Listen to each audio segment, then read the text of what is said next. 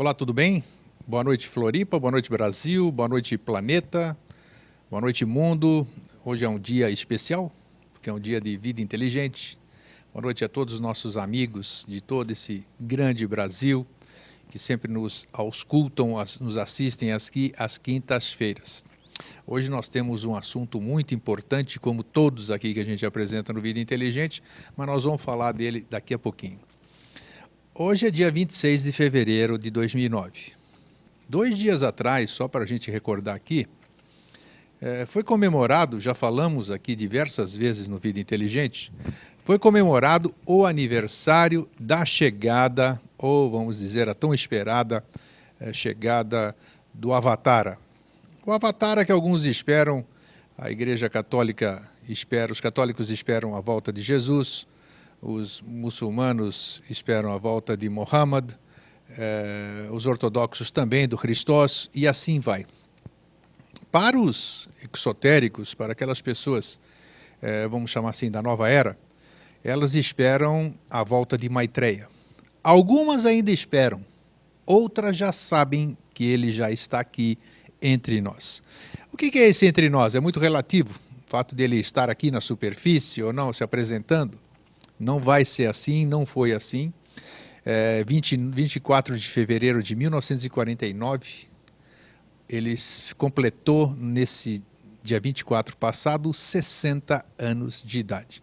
Mas essa idade também, ela é relativa. Nós sempre falamos aqui, nós aqui da superfície, do plano tridimensional, nós ainda estamos presos no aspecto tempo. O que é o tempo perante o sempre que a gente fala aqui? Então, só para comunicar, as pessoas que eu compartilho isso, nós já falamos aqui no nosso programa, e as pessoas me indagam depois, seja por e-mail, ô Grego, vocês falam que já voltou, mas cadê? Ele já apareceu? Não apareceu ainda. Por que não apareceu ainda? Eu não sei. Eu não sei. Deve ter suas razões. Os avataras que precederam Maitreya, vamos chamar assim Maitreya, cada um dê o nome que quiser, o nome que espera, o importante é que esse ser ungido, ele está aqui entre nós, não é para nos salvar de nada, absolutamente, não é para nos redimir. Eu acho que ele está entre nós aqui, vamos dizer, é para fazer com que nós galguemos mais um degrau dentro da escala da evolução, chamamos assim. Podemos passar de um sistema para outro, de um mundo melhor, como todos nós sonhamos. E não podem ocorrer os problemas que ocorreram com os avataras passados, que a gente cansou aqui, cansou não, a gente nunca cansa. Já falamos de Krishna, de Buda, de Zoroastro, de Jesus, de Shiva, de todos aqueles que precederam. O último que nós tivemos, que foi o caso de Yoshua Ben Pandira, todo mundo sabe o que aconteceu com ele. Falava de paz, falava de amor, falava de fraternidade, todas aquelas coisas lindas, e acabaram crucificando-o. Hoje eu pergunto, se aparecesse o Avatar, o Maitreya, se ele estivesse aqui na superfície, e se anunciasse como tal, qual seria o nosso comportamento?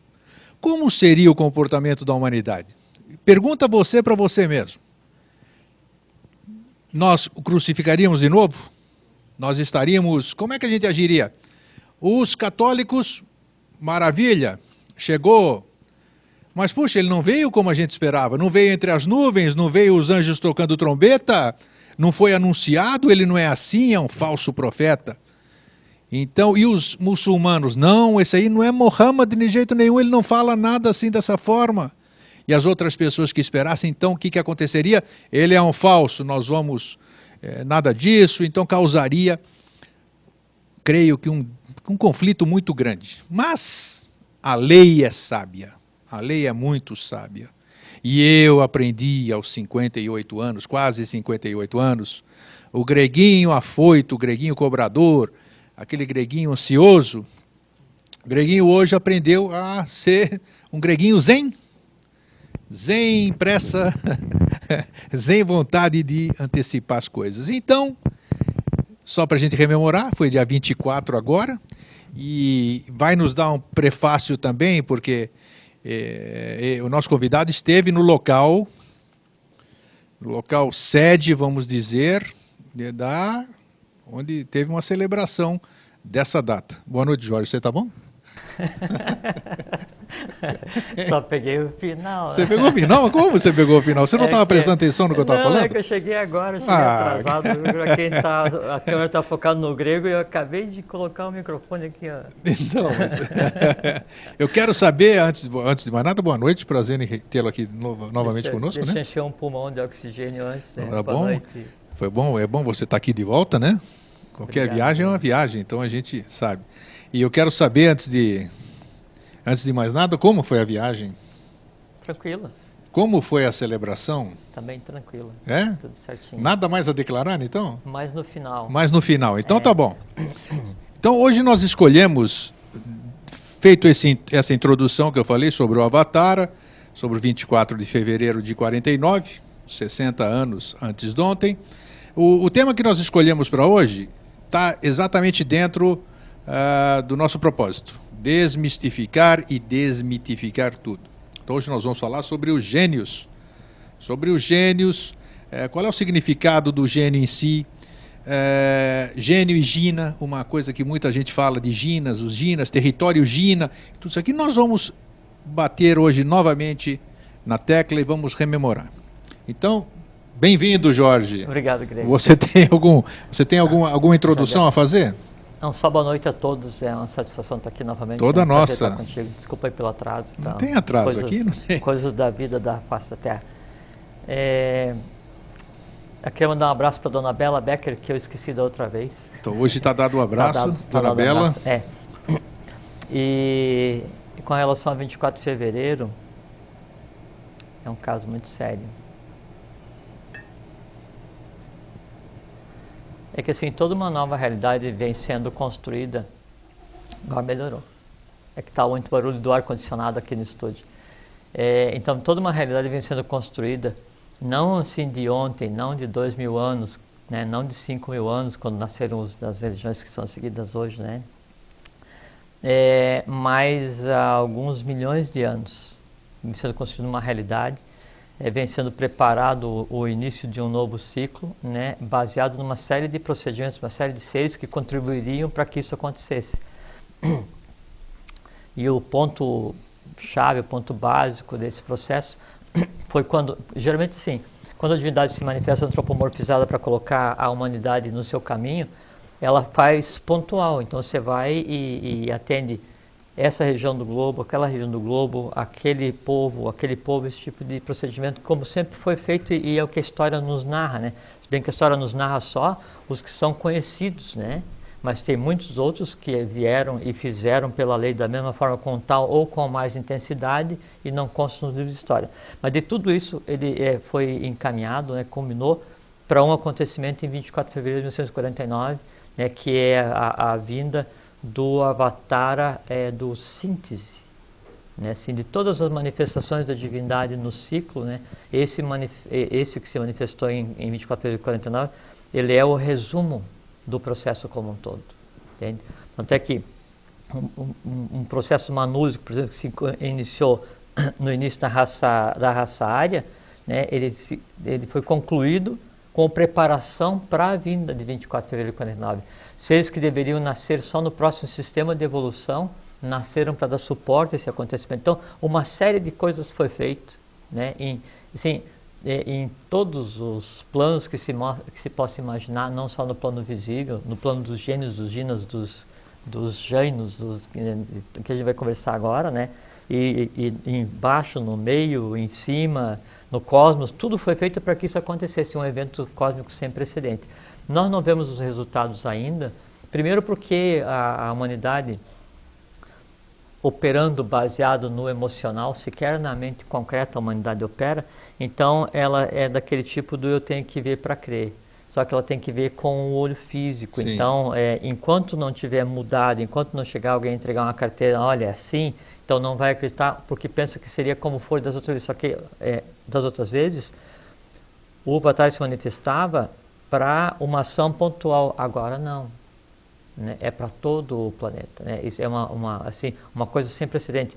Então, houve uma preparação que é a mudança do próprio globo, da própria humanidade, da própria ambiência cósmica para que ele se manifestasse. E isso aconteceu. O processo seguinte é a visualização. Só que no processo de manifestação e visualização tem que haver uma interação que é a vitalização, que é a densificação, né? E por isso que se diz que feliz daquele que acreditou sem ter visto, porque ele vai ver, né? Então essa interação com o que já está de novo é que vai fazer com que a pessoa veja o que está acontecendo. Mas a gente já vive um mundo novo, sem dúvida. Maravilha. Então tá aí, estamos festejando e É quem uma viver verá, como a celebração. gente já falou. Não, o quem viver verá não se aplica. Porque nós porque estamos vivos e nós estamos vendo, a gente só não vê quem não quer. Sim, não, porque nós prometemos aqui em programas anteriores que essa mudança de ciclo, toda a nossa geração estaria presenciando isso. Testemunha. Mas não é nem ser testemunha, é partícipe. Partícipe, perfeitamente. Então, você deixa de ser público para ser ator, né? Nesse grande teatro que foi montado, onde tudo gira em função de um novo ciclo, né? E onde a humanidade assume o seu status de divindade, e a divindade assume uma consciência humana que ela jamais teve. É nisso que se tem trabalhado. Então nós temos que estar atentos ao que o processo já está em andamento e perceber que as coisas são... Não é nem só ficar atento assim, querendo ver não novidade, é bem mas assim, no perceber. É não obstaculizar, sabe? É não densificar de tal maneira o nosso mundo que o mundo da própria divindade permaneça ignorado. Em você ficando permeável, você viver de maneira mais leve, você ficar atento às coisas, você afrouxar um pouquinho os grilhões que te prendem na rotina, né?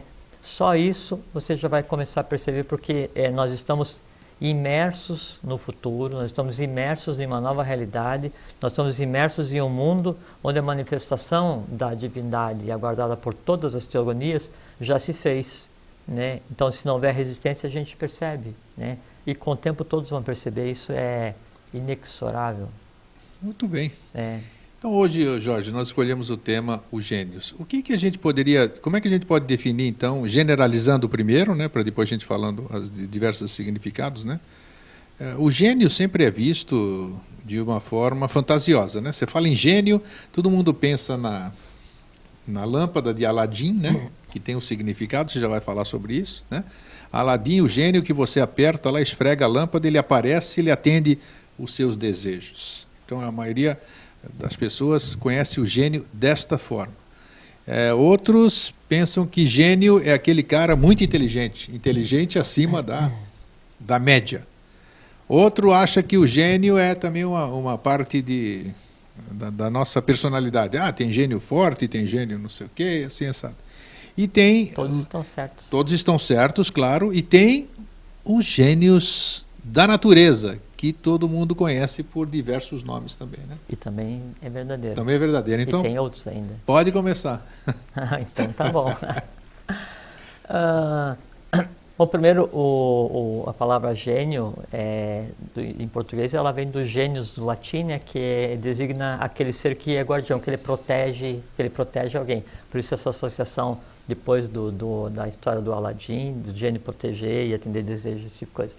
Mas também, a palavra gênio, ela vem do árabe djin, né, DJJIN, que significa aquele que não pode ser visto. Se diz, inclusive, que quando o Alcorão for ser escrito, então Maomé tinha uma dúvida se quem estava ditando para ele as normas era Deus ou os djinn. Sim. Né? Aí, então, ele tomou como divindade e ele considerou e é considerado que quando a divindade se manifesta, as regras da lei, né, ela serve para a evolução tanto da humanidade quanto dos gênios, que são seres em evolução como nós também somos. Então essa é a origem da palavra. E existem gênios desses tipos todos que você falou, o da natureza, o tal do gênio forte em cada um, o gênio da lâmpada, o gênio da espada, o gênio do anel, né? Existem os ginas, todos eles existem. Primeiro assim, o que é inteligência? Primeiro vamos falar rapidamente sobre a questão da mecânica. Eu estou olhando para o relógio, começou um pouquinho atrasado. Não tem problema. Então, como é que funciona a mecânica mental do ser humano? Nossa, né? Como é que funciona a nossa mecânica mental? Então, eu aprendo alguma coisa, aí isso que eu aprendo vai para a minha mente concreta em um determinado lugar. Eu uso Agni Tattva, nós já conversamos, Já. que é uma força cósmica que permite modelar a matéria do astral da mente concreta, que é uma matéria plástica, aí, plástica não de plástico, plástica de moldável, flexível, né? Aí então, quando eu moldo uma parte da minha matéria mental com aquele conhecimento, então conhecimento sobre o piso, sobre o capê, sobre o ambiente, sobre a luz, sobre a câmera, qualquer tipo de conhecimento. Aí eu vou moldando. Na medida que o tempo vai passando, então eu uso a visão, a audição, os sentidos para todos eles através do Agni Tattva, então moldar as experiências e o conhecimento da vida. Isso tudo fica encadeado, fica interligado. Só que aquele conhecimento que não é muito usado, ele vai ficando assim numa parte mais esquecidinha, então pergunta, e sobre isso? Deixa eu me lembrar, aí você para os olhos, né, para daí pegar e diminuir a atividade cerebral e concentrar na busca, né, e você sai varrendo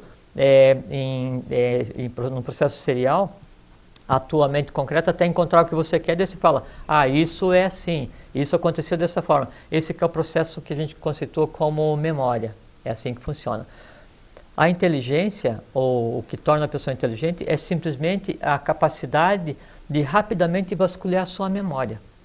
Entende? Então, todo mundo tem exatamente o mesmo nível de inteligência, só não é quem não quer, ou não usa quem não quer, porque como não usa, então eu sei, é uma faculdade com outra qualquer, ela vai se atrofiando, você acaba tendo dificuldade para lembrar ou para deduzir esse tipo de coisa, né? Isso é a memória e a inteligência. O que é a inteligência?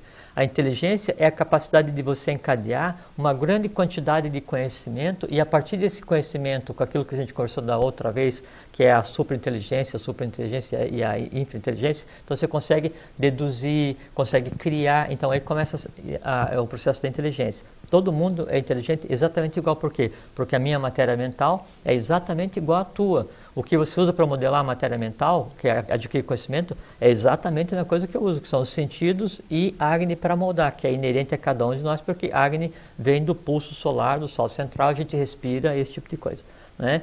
A partir disso, então, o que diferencia os seres humanos? É essa capacidade de manipular a matéria mental, entende? Mas então é só inteligência e memória ou rapidez de raciocínio, essas coisas que são comuns a todos, né? Mas quando tem uma outra pessoa que se destaca, a pessoa fala, pô, aquele cara é um gênio, ele consegue lembrar de tudo, não é um gênio, ele só lembra de tudo, por quê? Porque tem a mecânica de buscar a memória mais aprimorada, porque ele ensaia mais ou pratica mais, né? Só isso. Agora, tem aquele ser humano que é o ser que é o genial, né? Que é aquele que, e por isso é usado o termo genial, né? Que é aquele que cria, é aquele que inova, é aquele que se diferencia. Beethoven, Mozart, Pitágoras, Da Vinci, esses que se destacam nas artes de maneira geral, né? Ou nas artes sociais, nas ciências sociais. Qual é que é a diferença de Beethoven para nós dois? Puxa, ele morreu, nós estamos vivos. Não morreu. Estou brincando aqui, claro. Ele não morreu. Nada, não teria diferença nenhuma. Ele não morreu, ele está em Duarte, está vivo, né? Só deixou o corpo físico, que aliás foi reutilizado. E já ouve direitinho agora, né? Já não tem mais problema de surdez também. Ele não ouvia, foi um processo kármico. Exatamente. Até foi uma coisa que ajudou, porque se ele tivesse audição... Ele não teria feito o que ele fez. Não, ele teria feito a obra, mas só teria determinado ponto que quando ele começou a musicar as sinfonias, né? Ele começou a musicar o processo de evolução do universo.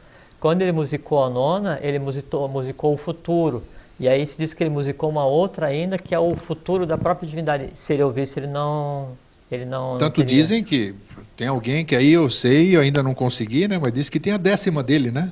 Mas não, aquela não... mas é só em termos, não procede. Não procede? Não é daquele, não é bem assim. Tá, então tá bom. Não vamos nem nos aprofundar nisso. Não.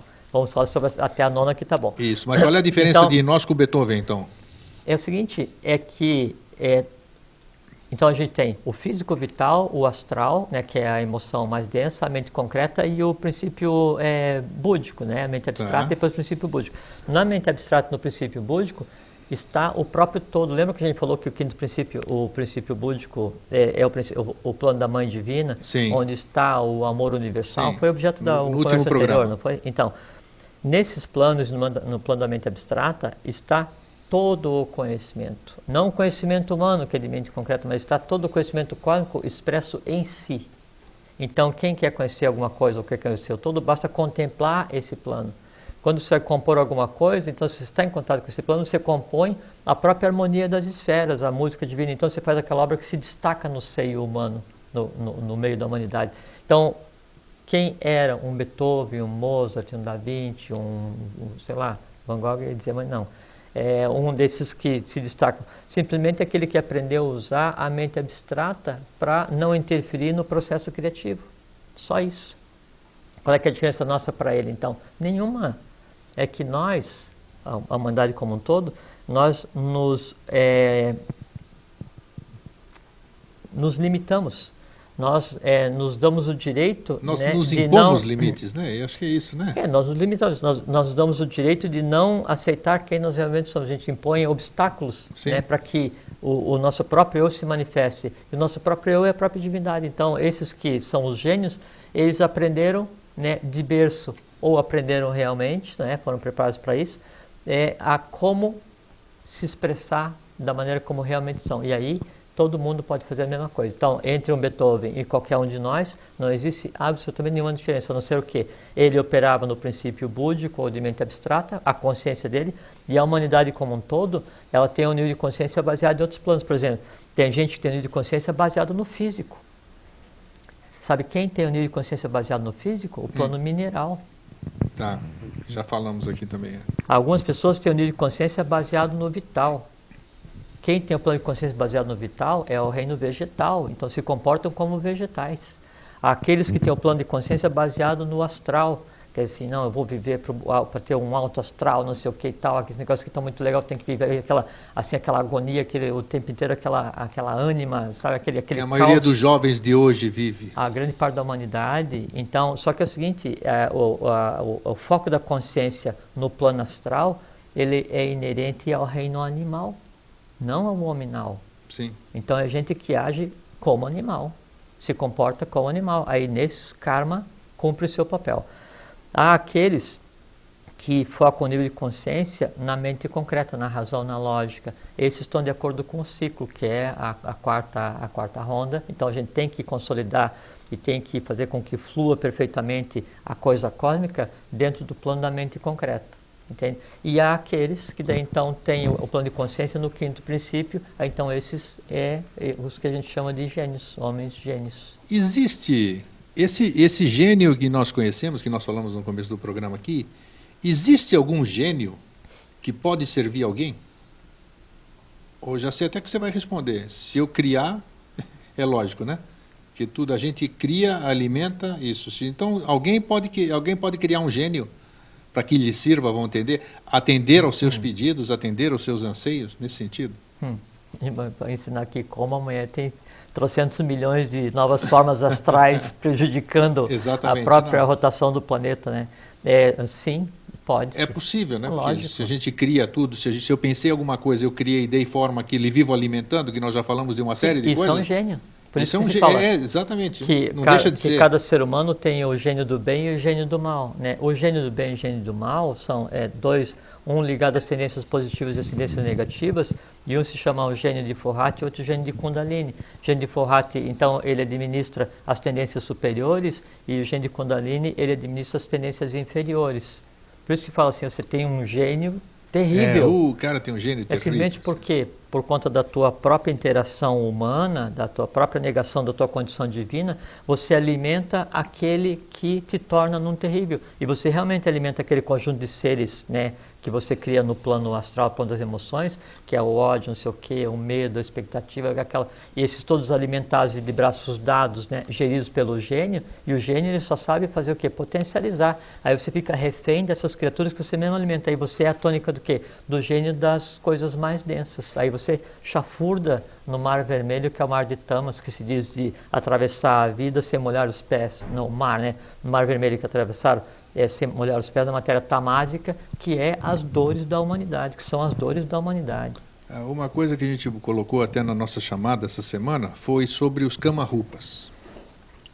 Isso vamos deixar para conversar mais no final, para dar uma ideia. Não, então perfeito, tá. E aí, eu pensei que era um momento oportuno até que nós aborda, até porque assim, o Kamarupa é aquele tipo de gênio que já teve o corpo físico, né? Tá, então tá. Então vamos para... Ele é um ser, tanto é que, como no árabe, né, então Jin é aquele que não pode ser visto, mas existe, né?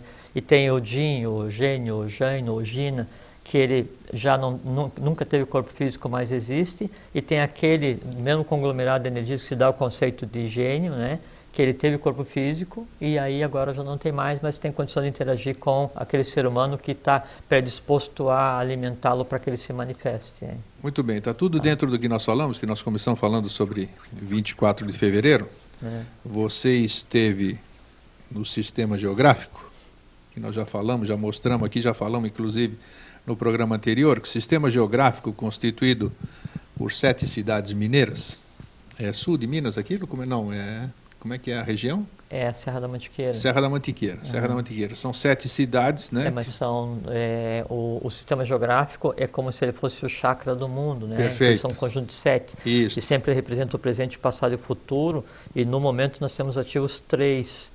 Né? E os 3 no Brasil, um na Serra do Roncador, um conjunto, tendo Itaparica. por base ele Itaparica, eu tendo por base São Lourenço na Serra da Mantiqueira. Isso. Mas existem outros sistemas geográficos também no Brasil que estiveram ativos à época que Badesi estava aqui, em preparação para o que aconteceu agora, e sistemas geográficos em vários locais do mundo, onde tem fraternidades ginas. Sim, é por isso mesmo que eu queria. Essa que foi a introdução, foi por isso. E essas fraternidades ginas ainda hoje elas dão sustentação ao que está sendo feito no Brasil. Então você esteve, e quando eu fui também, eu estive recentemente, acho que em novembro, um pouquinho antes ali, que eu estive lá também, fui visitar Itanhandu, passei por Maria da Fé, São Lourenço, e tem algumas outras cidades. Outros. Isso, outros. E falaram, você fez bem, porque foi bem, porque você esteve em território Jina. Tá? Muita gente já ouviu falar a mesma coisa. Né?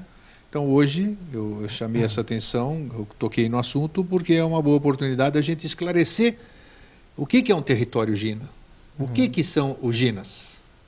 Já que nós estamos falando de... Primeiro sim, o Jina, Gênio, Jaino, de Jin designa a mesma categoria. A mesma categoria. Seres, exatamente. Seres. Então não tem uma diferença assim.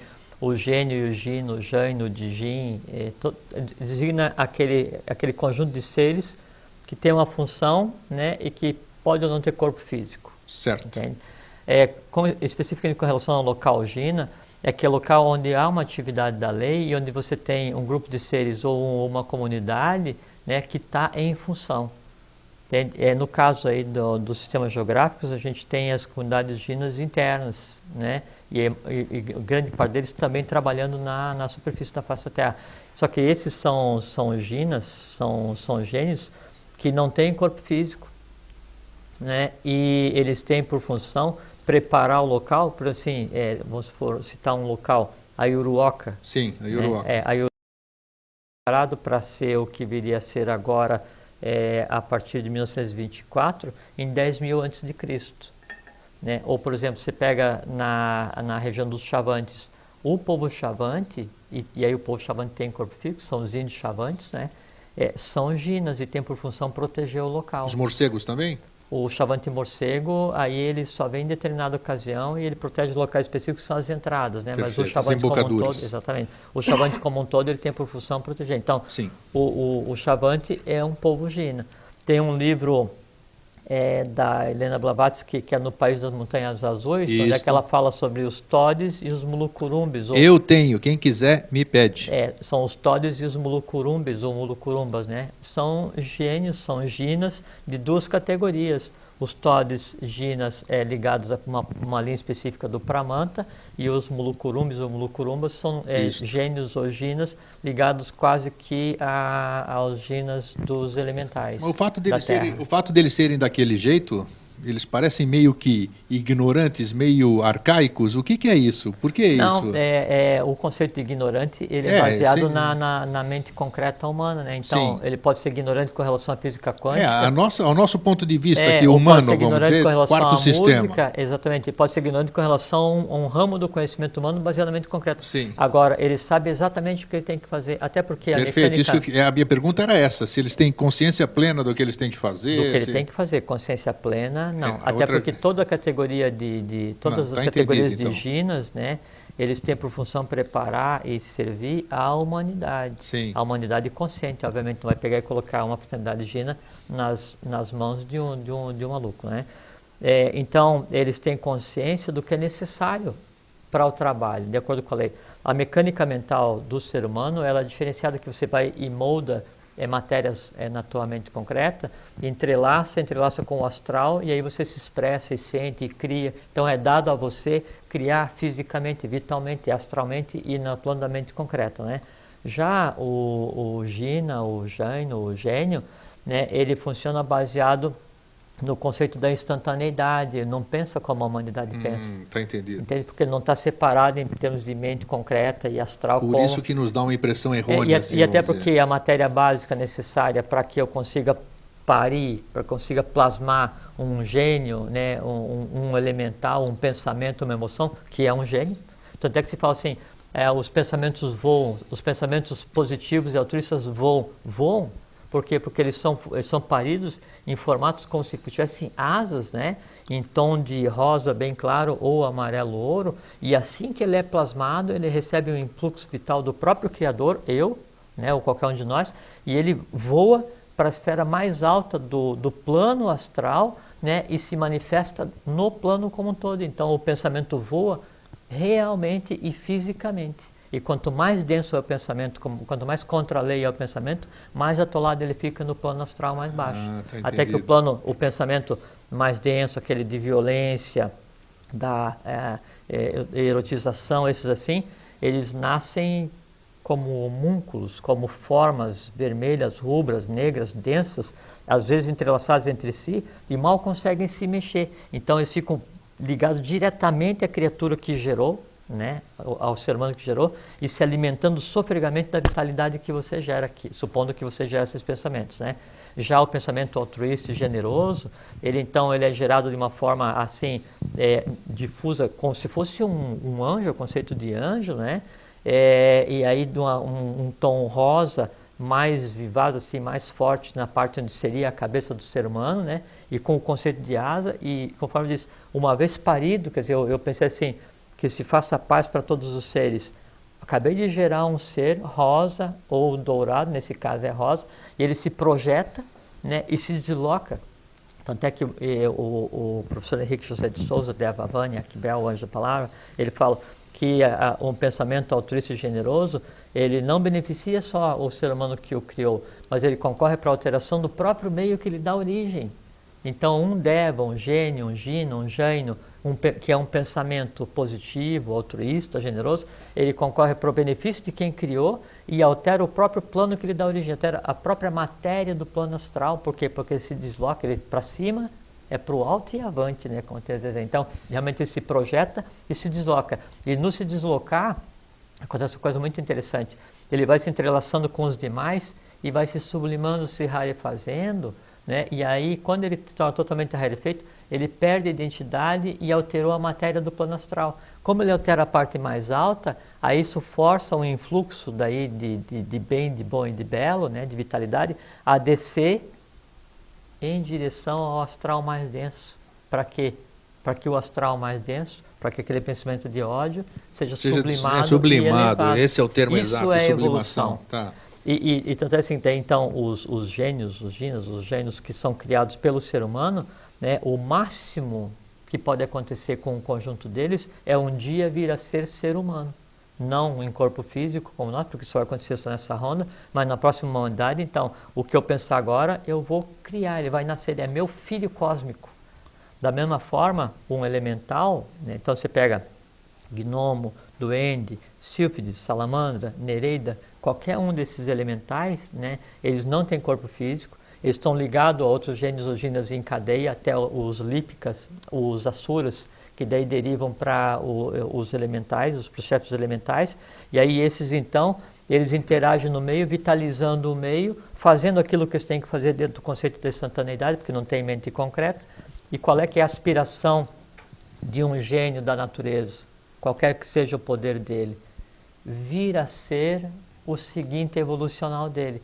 Qual é o vir a ser seguinte evolucional dele? É a cadeia seguinte. Então, um gênio, né, do reino mineral, o vir a ser dele é ele operar como um gênio do reino vegetal. Um gênio do reino vegetal, o vir a ser, é operar como um reino do gênio animal. Um do gênio animal é vir a nascer como ser humano. Mas tem uma coisa que é muito interessante, que no ser humano, além do gênio, que seria o gênio do bem e o gênio do mal, não no conceito humano, a gente não está falando aqui mal religioso, mal de religião, é o conceito de bem e mal como Forhat Kundalini cósmicos. Então, a operação desses gênios ainda no ser humano, ela opera 5 categorias de gênios, que são todos os gênios da natureza manifestos no ser humano, porque todos os poderes do reino vegetal e dos elementais do reino vegetal e dos gênios do reino vegetal estão no ser humano, assim como estão do reino mineral, do animal e do próprio hominal e potencialmente do angelical, que é o 5º princípio. Você falou dos jinas, que eles têm alguns que nunca tiveram forma física. Sim. Certo. Dentro da escala evolutiva, e esses jinas, vamos dizer, é verdade o que é propagado, por doutrinas, por religiões, de que o ser, vamos chamar de ser, o que está dentro de mim, eu aqui, que estou representado pelo Eustáquio aqui hoje, eu tenho que passar, eu tenho que experienciar todos os 4 reinos para eu atingir necessariamente esses jinas que estão aqui hoje. Já experienciou, senão não estava aqui hoje. Isso. Então é líquido e certo. Tem que passar, todo mundo tem que passar pelo mesmo processo. Não tem nada a ver com a teoria da evolução das espécies, que diz que a gente veio do macaco. Não, nada disso. Eu estou perguntando em outro nível. Não, assim, nós temos que passar. Então, já passamos, porque primeiro existiu uma ronda onde existiu o reino mineral. Desse reino mineral daí foi gerado um Buda, chama Agzin Muni. Sim. Né? Aí esse Buda elevou as consciências do reino mineral para criar um sol e um sistema, e o resíduo desse reino de evolução é o que hoje a gente chama de minerais. Sim. O resumo disso passou para a cadeia seguinte, aí veio o reino vegetal. Magzin Muni, o segundo Buda, né, o Muni, e que inclusive são gênios, né, que estão nas montanhas sagradas hoje, interagindo. Aí, então, e estão presentes ainda, por assim, porque tem as lendas dos anéis mágicos? Porque no anel mágico eu tenho o poder do Muni, do gênio do reino mineral. Sim. Porque tem a questão da lâmpada mágica, da bagueta mágica, Aladim, do cajado. Né, que nós falamos ali. Aladim, o gênio de Alá, Deus, né, de Alá. Então, sempre essa potência de criadora, ela passa de um reino para o outro até chegar no seguinte. Então, a gente teve o mineral, o vegetal, o animal e o hominal. Então, para você ter chegado aqui enquanto consciência, enquanto ser em evolução, obrigatoriamente o que você representa, né, passou pelos reinos todos. Agora, não quer dizer que o grego um dia foi pedra, não. São consciências, né? E é uma coisa assim, também que é muito interessante, que tem que dissociar, que quando a gente fala reino mineral, quando as consciências eram só minerais, não tem nada a ver com o mineral de hoje, com a pedra de hoje. O que tem hoje com o mineral é o resíduo não evoluído do plano da ronda, né, dos minerais. O vegetal é a mesma coisa, animal é a mesma coisa, por isso que a gente tem, então, tem as pedras sagradas, as pedras falantes, os animais sagrados, as árvores sagradas, por quê? Porque realmente, à época, eram os seres em evolução. Para frente, né, então aí a gente vai passar por algumas evoluções, até vai chegar a humanidade alada, aí depois vai chegar a humanidade divina, os logísticos, então são vários. Aí então vai chegar um tempo em que daí alguém vai poder conversar, então, um dia nós somos seres humanos. Os seres humanos que não evoluírem vão fazer parte do ambiente da humanidade seguinte. É aí que eu quero chegar, porque em certa ocasião você disse aqui no Vida Inteligente que às vezes uma pessoa pode voltar num estado. Sim, foi quando a gente conversou sobre reencarnação. Isso é verdadeiro. O que você quis dizer com aquilo? Vamos repetir hoje. Não, que tem a reencarnação, que ela é aceita por todas as teorias, a não ser pela Igreja Católica, né, mas que no início, inclusive, aceitava, até o concílio, não sei se de Trento ou alguma coisa assim, não é o caso, não é objeto hoje.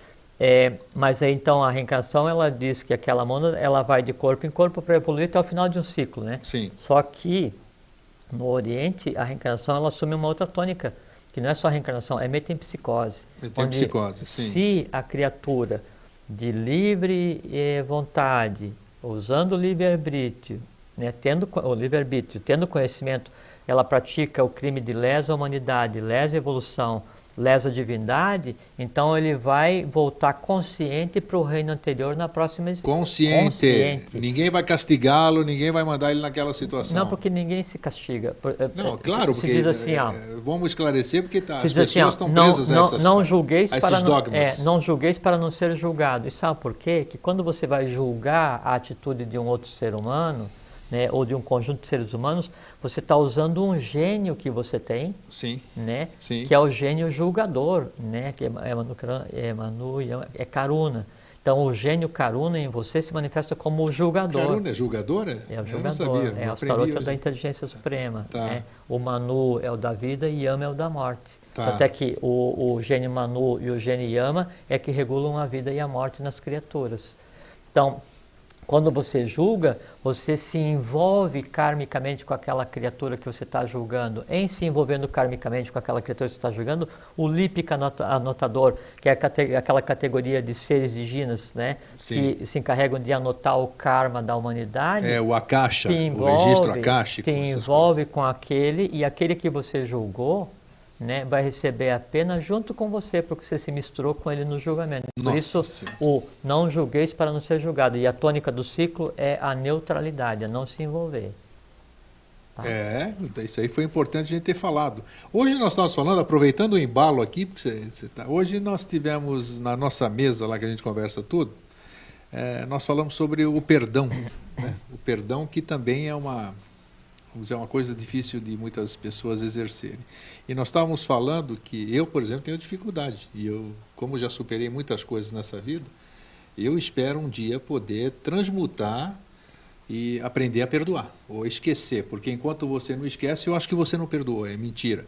E nós estávamos falando exatamente sobre esse nível, que fora esse perdão que eu digo, Jorge, eu te perdoo por aquilo que você me fez, ele não se limita apenas a esse nível físico, né? O perdão e mais uma série de coisas, elas têm o outro lado acima disso que precisa ser trabalhado também.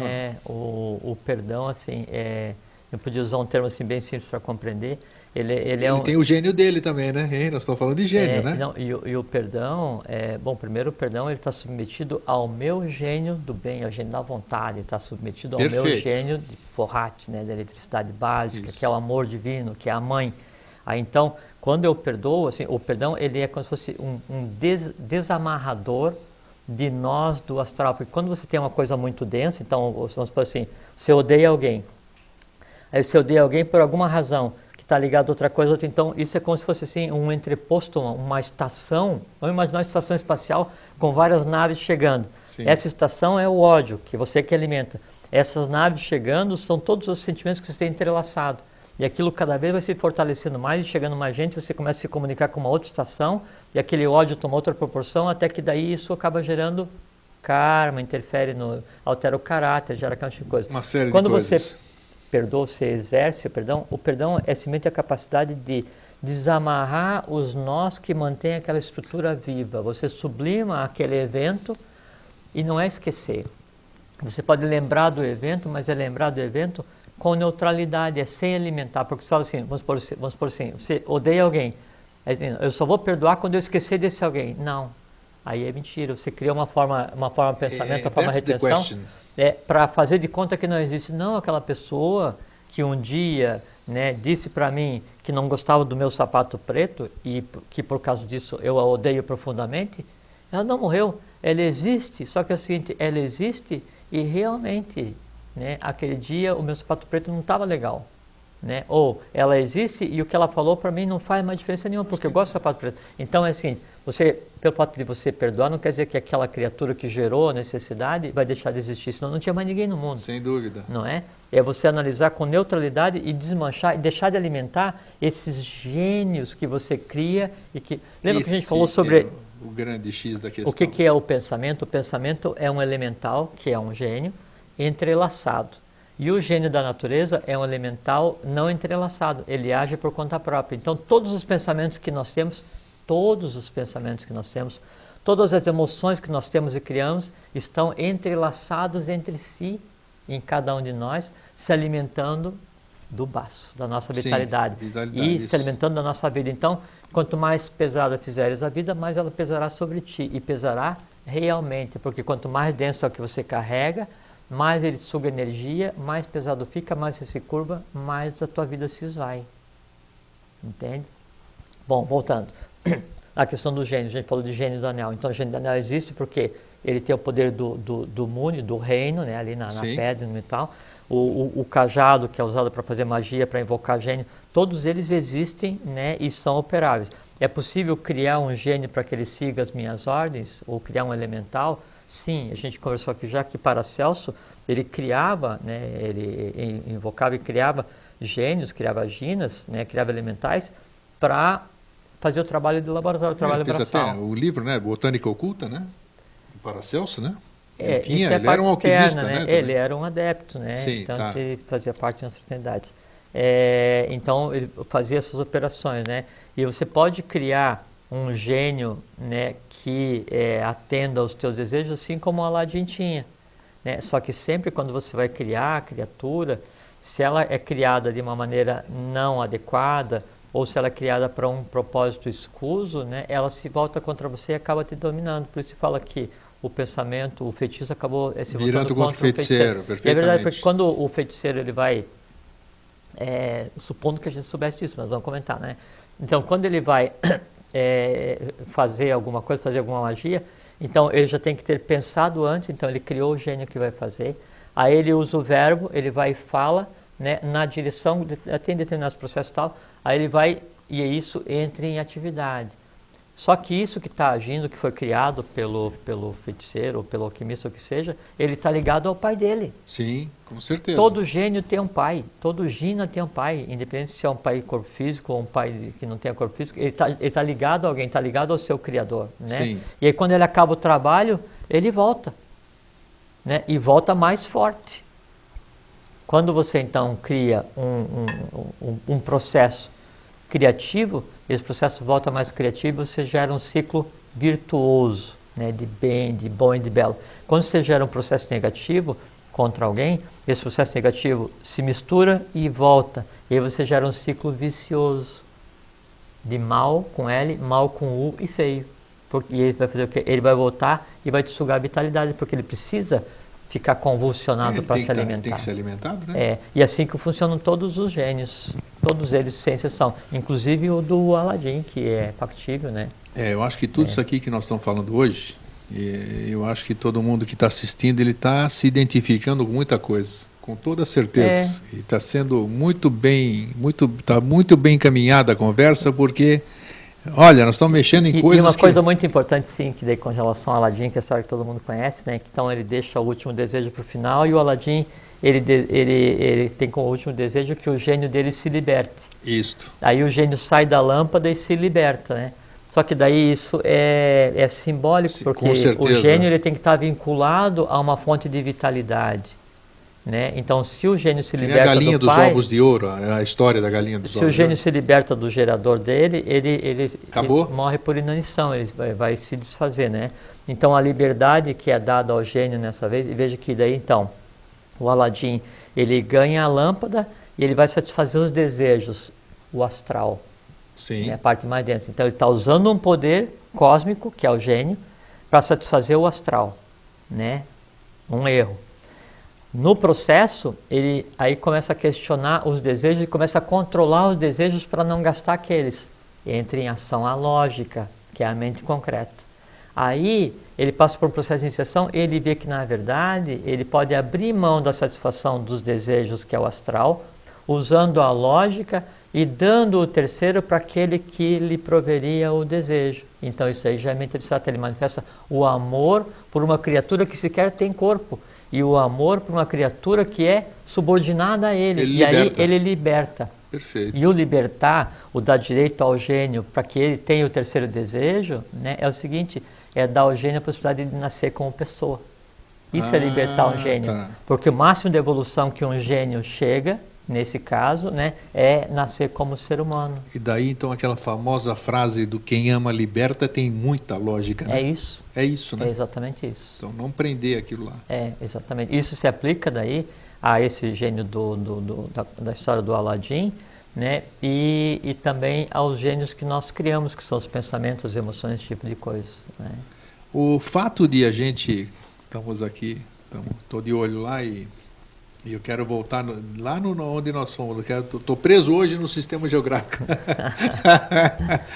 O fato de aquela região que nós estávamos falando, que é uma região Gina, né? Nós já explicamos o que é. São seres sem corpo físico, né?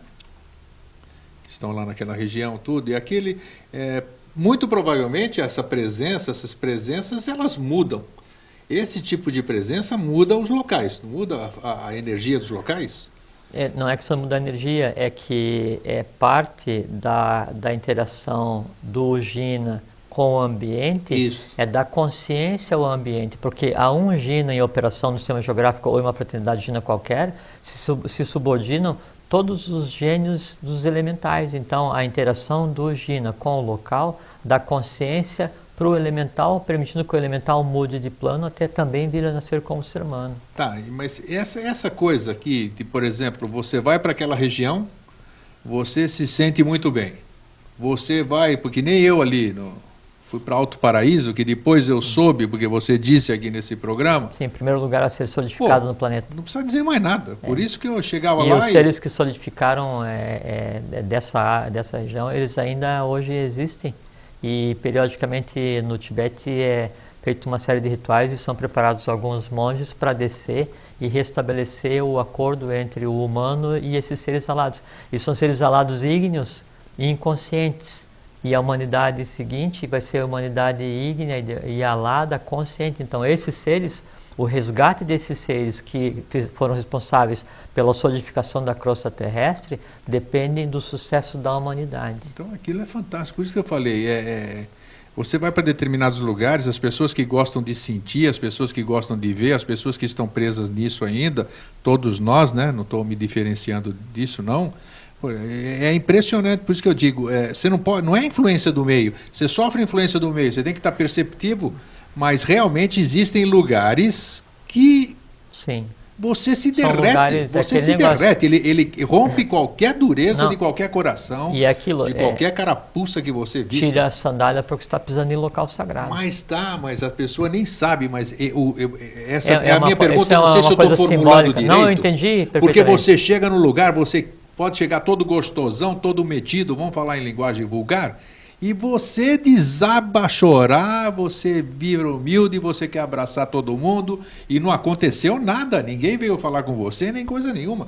O próprio local porque assim, que é isso? Isso que eu esses locais, né, sagrados, esses locais ginas, por conta da ancestralidade, da coisa cósmica acontecendo, então eles tendem a acelerar qualquer processo que tem em você.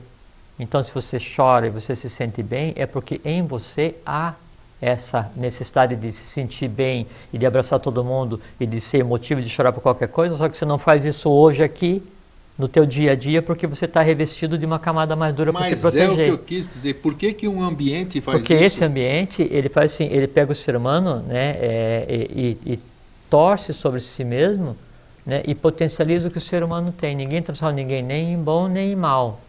Torce, potencializa e exterioriza. Aí cada um é o que é.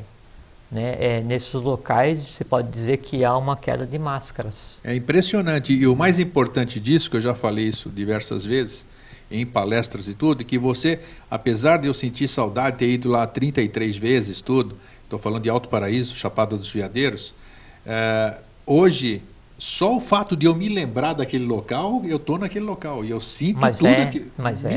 Lembra que ele falou que quando você olha para alguém, alguém olha de volta para você? Isso funciona perfeitamente. Tá. Então, você quer continuar dirigindo aqui? Eu estou ali, estou curioso para saber. Estou curioso para saber. Eu acho importante para as pessoas saberem da grandiosidade desse evento. Não tem mais nada. Não, nós estamos contra os gênios. Eu acho que foi bom. Podemos até dar continuidade aqui, se tiver tempo aqui. Mas eu quero que você passe para nós aqui, para o público, que ele está nessa energia toda. Quem nos assiste está na nossa egrégora, vamos dizer. E eu acho que é um fato muito importante. Não sei como vai ser o próximo 24 de fevereiro. Certo? Mas eu sinto esse 24 de fevereiro com sei lá, alguma coisa especial, não sei, alguma coisa aconteceu lá. E não é 24 de fevereiro anteriores ali. Eu sinto assim, eu não estive lá, não sei, entendeu? Então eu gostaria que você passasse alguma coisa, você que esteve lá, você foi em território Gina, você esteve na celebração, então o que você puder falar primeiro, seria... uma coisa assim, muito importante, né, com relação ao território Gina, que assim, hoje o Brasil inteiro é um território Gina. Sim. Né, porque sob o Brasil, né, nós temos Duarte, nós temos sistema geográfico de atividade, temos comunidades, fraternidade Gina, nós temos Agartha, nós temos a sétima cidade Agatina embaixo da Serra da Mantiqueira, nós temos o Buda nascido, temos o Roncador. Então, não existe no planeta, né, solo mais sagrado, né, não existe no planeta local mais Gina do que esse solo que nós pisamos. Então, o certo seria andar no Brasil inteiro descalço, porque isso é solo sagrado. Né? Obviamente que dentro desse organismo, né, que é o Brasil, eu tenho chakras em maior ou menor atividade. Né? Então esses são os chamados sistemas geográficos. Né? Agora, há os Ginas atuando, então, Dhyanis, Dharanis, Aranidruvas, os Ginas, os visíveis e invisíveis, todos eles interagindo. Agora a gente tem assim, em termos de Gina, de fraternidade, nós temos no Peru, né? Nós temos no Yucatán, ligadas ao sistema geográfico que você referiu. A gente tem no Peru, né? Nós temos na Península do Yucatán, no México, temos em El Moro, nos Estados Unidos. Temos em Srinagar, na Índia, temos em Sintra, em Portugal. Em Sydney, na Austrália, e no Cairo. Isso, no Egito. Fraternidades Ginas hoje estão assistindo, entende? Sim. Assim, em atividade, né, e atividade templária, e estudo, e preparação, e um ir e vir direto, todos os dias, fazendo uma tessitura cósmica para preparar a ambiência, para que a humanidade desperte e veja o que está acontecendo, para que haja esse congressamento entre humano e divino, para que a humanidade aprenda. Isso é uma coisa muito importante, que assim, quando você é num lugar que você considera como lugar Gina, ou quando você vai num local onde é que você vai se sentir bem, porque tem os seres, não sei o que e tal, lembre o seguinte: todos os seres visíveis e invisíveis, eles estão em trabalho, em função, para fazer com que a humanidade atinja o seu objetivo. E há várias categorias de gênios, ginas, e gênios, todos eles, né, interrelacionados entre si, mas todos com os olhos voltados para a humanidade. Então, quando você for se relacionar com o invisível, você é senhor do invisível, com todo o respeito, porque são seres que evoluíram antes que você, ou vão evoluir depois de você, no caso de elementais, todos merecedores de respeito, cada um com uma função de lei, mas com os olhos voltados para você, ser humano. Por quê? Porque em você reside a humanidade, a divindade consciente, que vai dar consciência a todos eles. Entende? Então, o que acontece nesses momentos? Em 24 de fevereiro é uma celebração, é revitalizar o novo, né? E aí, então, em todos esses locais são feitos cerimoniais, que daí também nada tem a ver com religião, que são cerimoniais para transformação de energia cósmica, para expandir para a humanidade, e é um processo de transformação, e é isso. Mas teve alguma coisa especial esse ano? Todo ano é especial. Tá bom. Tá. O olhinho brilhando já me respondeu, não tem problema. Então, o importante é que eu senti isso. Está aí e é bom para todos nós, com toda certeza. A certeza que a gente pode ter, Grego, isso dá para sentir. Com relação a esse assunto, assim, que a gente está tratando dos gênios, dos ginas, e com esse assunto que você levantou, que é muito a propósito de 24 de fevereiro, é o seguinte: nós estamos... Ano novo. 1º de março. Então está chegando aí. E 1º de março, eu vejo que interessante, né? É aniversário do Sol, né? Uma das encarnações de Vishnu, parte desse complexo, desse conglomerado, né, de divindade antropomorfizada, tem o seu nascimento humano em 1º de março, a parte masculina dele. Curiosamente, né? quando perto de um outro equinócio. E em maio, daí também tem aniversário de uma outra parte, que é chama-se Akdjin, né, que é o Jina Supremo, né, que é o Buda da humanidade do futuro, quer dizer, a humanidade do futuro sequer existe e o resultado dela se manifestou como um gênio, Akdijin, que dia de maio? Que dia de maio? É em maio. É? Que dia você faz aniversário? 11. É 13. E você é dia 12, né? 12. Grego 11, Jorge 12 e outro 13. Akdijin 13. Akdijin 13. Coincidências, coincidências. É. Jorge, Palavra final. Uma coisa que é muito interessante para a gente comentar, aproveitar esses mais 45 minutos que a gente tem. Olha o Cronos te olhando aqui, você vai ver só. O Silvio, que é quem controla o tempo, por mais 45 minutos, e assim, você está morto, camarada. Nem pensar. Não, então, nesses mais alguns segundos que a gente tem, assim, então tem uma figura que representa o chamado resgatador do ciclo, uma expressão da própria divindade, desse processo que a gente tá passando agora, que é Akdorj, que é o nome da criatura, sim. É do ser. Entende? E aí esse ser tem a ver com São Jorge, que é a igreja caçou, mas que é o Kalki Avatara, e que representa também o próprio Buda, Maitreya Buda, o Senhor dos Três Mundos, sim. E é uma tradição antiquíssima, que remonta ao início da raça ária, então 1 milhão de anos atrás, mas que aí alguns teologias se apropriaram, e a igreja deles que era santa, não interessa. Mas uma coisa que é muito interessante, assim, que daí na figura, na imagem de Akdorj, né, montado em seu cavalo branco, o guerreiro montado em seu cavalo branco, e que é um processo verdadeiro, então, nos pés de Akdorj, que é onde ele vai se assentar na terra, tem asas, como aquela representação de Mercúrio, que é aquele que tem asas nos pés. Sim, né? sim. E aí, então, veja que a própria divindade, né, a antropomorfizada, a própria realidade que nós vivemos hoje, ela se assenta e ela só vai ter onde colocar os pés, ela só vai ser visível, ela só vai poder agir se tiver asas nos pés. E asa, né, vem de ala, alai, que é a mesma raiz latina de alactas, alacritatis, que é a alegria. Então, o caminho para se entender o que está acontecendo hoje, para viver o mundo do futuro, o mundo da divindade, o mundo do Buda do ciclo que já nasceu, e o mundo de todos os gênios, ginas, jânios, o mundo de cima, do meio e de baixo, é viver com alegria. Ah, isso é comigo mesmo. Alegria, expandir, expressar a alegria divina que tem em cada um, por estar tendo uma vida consciente, honrando, né, a expectativa da lei em cada um de nós. Alegria, né, é a base para compreender e aproveitar essa existência. E vai ser uma coisa muito boa se vocês fizerem isso.